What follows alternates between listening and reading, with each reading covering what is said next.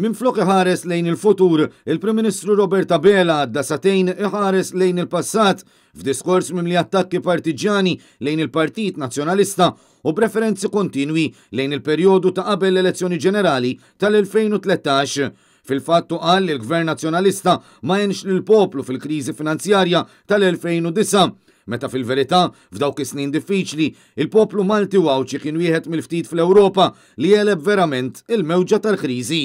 Dan fil-waqt li Abela konferma li l-Gvern immexxi minnu ikkopja ideat u proposti li jagħmel il-Partit Nazzjonalista fl-aħħar xhur. Il-miżura li qalilna li kieku jkun Prim Ministru se jagħmel għamilni aħna f'dal-budget diġà.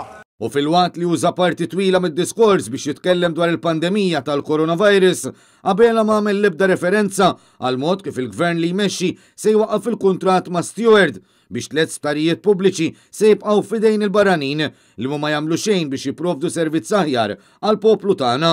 U wara li s-sena li għaddiet għal n-nies li konna rbaħna l-pandemija fil-waqt li bat li l-kulħadd igawdi s-sajf, issa reġa' rrepeta li l-Gvern għamel dak kollu possibbli fiċ-ċirkostanzi. Marzu, April, Mejju, u mbagħad irġajna wara s-sajf. Ma kienx jonqos x'inqala, imma bqajna reżiljenti u żammejna sodi.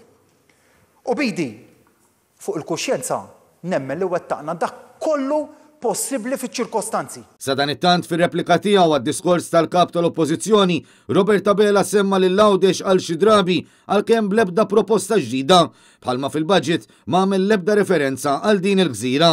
Minflok u qal li fl-aħħar snin f'Għawdex żdiedu l-impjiegi saħansitra aktar minn Malta, għalkemm ma qalx li l-akbar żieda tal-impjiegi f'Għawdex kienet fiċ-ċivil. Żdiedu l-impjiegi flok naqsu dik ir-realtà u żdiedu aktar minn Malta. Il-Prim Ministru reġa' tenna l-qerq li ilu jirrepeti u ministri oħrajn qrib tiegħu li fl-aħħar snin il-ħaddiema nataw ġurnata lif kull sena. Fl-aħħar snin imbagħad għal sena wara l-oħra żidna l-lif tal-ħaddiema. U dan minkejja li din iż-żieda ma natax matul l-2021 minkejja li kienet imwiegħda fil-budget moqri s-sena li għaddiet.